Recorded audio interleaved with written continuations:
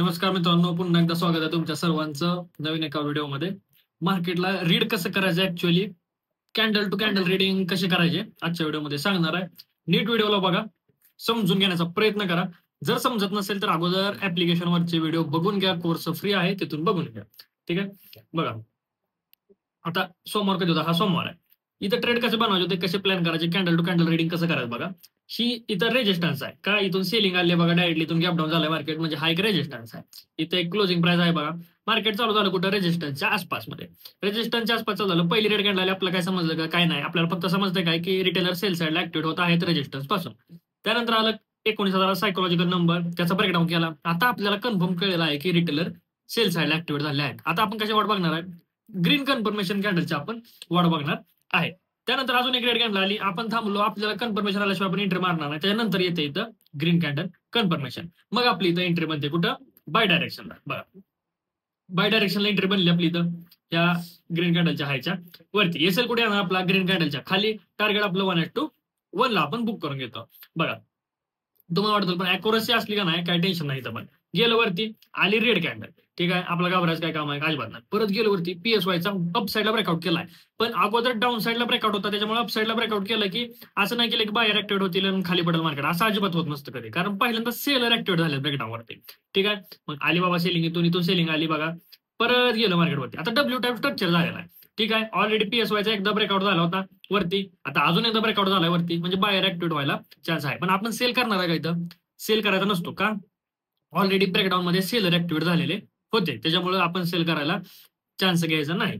मग मार्केट गेलं, परत रिटेस्टला आलं, प्रॉपर रिटेस्ट मारला. आता मात्र बायर ऍक्टिव्हेट झालेले असतात बघा मार्केटमध्ये, कारण की डब्ल्यू 2 वेळा ऑलरेडी पीएसवायचा अपसाईडला ब्रेकआउट केलाय, आता रिटेस्ट पण मारलेला आहे, म्हणजे बायर 100% ऍक्टिव्हेट झाले असणार. पण आपलं खालचं टार्गेट झालं, आपण ट्रेड एक्झिट मारला.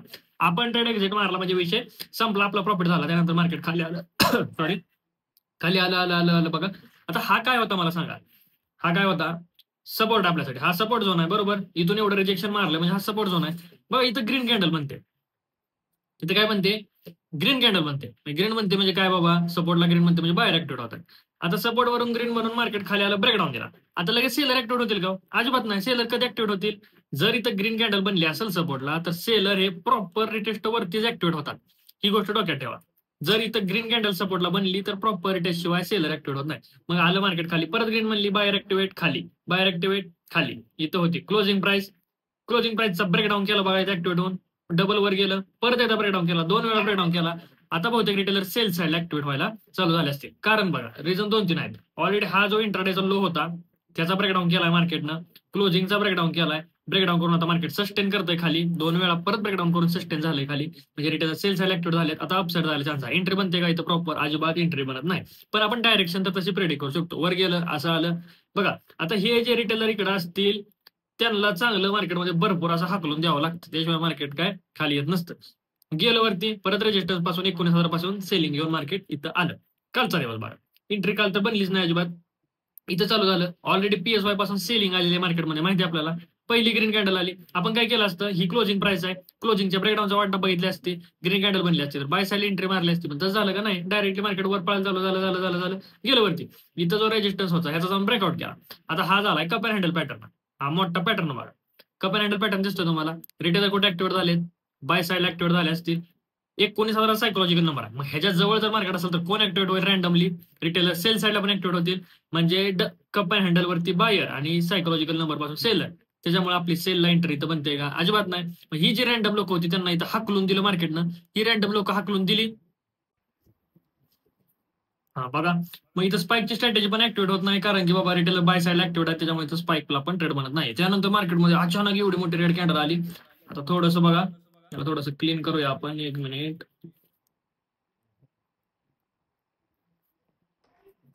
ओके, क्लीन केलेला आहे. आता काय झालंय मार्केटमध्ये बघा, इथं लो आहे इंट्राडेचा, प्लस क्लोजिंगचा सपोर्ट आहे, 2 सपोर्ट आहेत मार्केटमध्ये. आलं मार्केट, सपोर्ट पासून सपोर्ट घेतला, कोण ऍक्टिव्हेट झालं, बाहेर ऍक्टिव्हेट झाले, हायर हाय मारला, बाहेर ऍक्टिव्हेट झाले, म्हणजे रिटेलर चांगले बाय साईड ऍक्टिव्हेट आहेत. आता मार्केट काय करणार आहे, फॉलच करणार आहे. बरोबर, मार्केटनं फॉल केलाय, तो इंटर बनली का नाही, टिप मध्ये मारले असेल तर एकदम परफेक्ट इंटर आहे. आज काय होऊ शकतं बघा, जर मार्केट इथं वरती ओपन झालं, ब्रेकडाऊन दिला खाली येऊन, इथून बाय साईडला एंट्री मारूया आपण. प्लस अजून दुसरं काय होऊ शकतं बघा, जर ह्याच्या वर डायरेक्ट ओपन झालं इथं कुठं तर शॉर्ट कव्हरिंग पॉसिबल आहे मार्केटमध्ये अपसाईडला जर किती ह्याच्या 19,000 वरती किंवा मार्केट जर गॅप डाऊन झालं 18,500च्या आसपास इथं तरी पण अवघड आहे बघा. सपोर्ट पासून सपोर्ट घेतला तर फिप मारूया. ह्याचा खाली ब्रेकडाऊन केला तर गेम आहे थोडासा समजणार नाही असं काय करायचं आपल्याला, कारण ह्यूज गॅप डाऊनच्या ह्याच्यात जमा होईल होते की जरी ब्रेकडाऊन केला तर सेलर ऍक्टिव्ह झालं तर बघूया आपण छोट्यासा रिस्क घेऊन मारू शकतो ट्रेड. ठीक आहे. गोल्डच्या पण एका स्ट्रॅटेजीवरती वर्किंग चालू आहे बघा, ज्याच्यामध्ये जास्त काय अनालायसिस वगैरे करायची गरज नाही. ती आता लवकरच वर्किंग कम्प्लीट होईल ती स्ट्रॅटेजी पण तुम्हाला सगळ्यांना सांगतोय. आता गोल्ड आहे ऑल टाइम हायला बघा. ऑल टाइम हायला ना सेलिंगच्या पोझिशन बनवणं म्हणजे लय अवघड आहे. तुम्हाला सांगतो रिटेलर जाऊन सगळे सेल पोझिशन बनवतात. त्यांना वाटतं आता मार्केट क्रॅश होईल, आता पडल, आज पडल, उद्या पडल. ह्याच्यात सगळे सेल मारतात, बोंबलतात. मार्केट अपसाइड मोमेंटम करत चाललेलं आहे. एक रिलेशन काय असतं, स्टॉक मार्केट ज्यावेळेस क्रॅश होतं त्यावेळेस लोक स्टॉक मार्केटमधला पैसा काढतात आणि गोल्डमध्ये आणून वरतात. त्यामुळे गोल्डची मुवमेंट भरपूर अशी अपसाइडला होते आणि रिटेल तर सगळे सेल्स करण्याच्या मागे लागलेले आहेत. ठीक आहे. आय होप तुम्हाला व्हिडिओ समजला असेल. इंट्रो वगैरे प्रॉपर बनवत चला, प्रॉपर एसेल रिस्क मॅनेजमेंट आणि डिसिप्लिन फॉलो करा. डिसिप्लिन फॉलो केलं की सगळं काही नीट होऊन जाईल. बाकी बघा ब्रोकर वगैरे सगळे चांगले वापरा. अकाउंट ओपनिंगच्या लिंक वगैरे डिस्क्रिप्शन मध्ये दिलेले आहेत. अकाउंट ओपन करून घ्या, व्हॉट्सअपला आयडी पाठवा, फ्री लर्निंग ग्रुपला ऍड व्हा, कोर्स फ्री मध्ये आहे तो पण बघून घ्या. भेटूया नेक्स्ट व्हिडिओ मध्ये.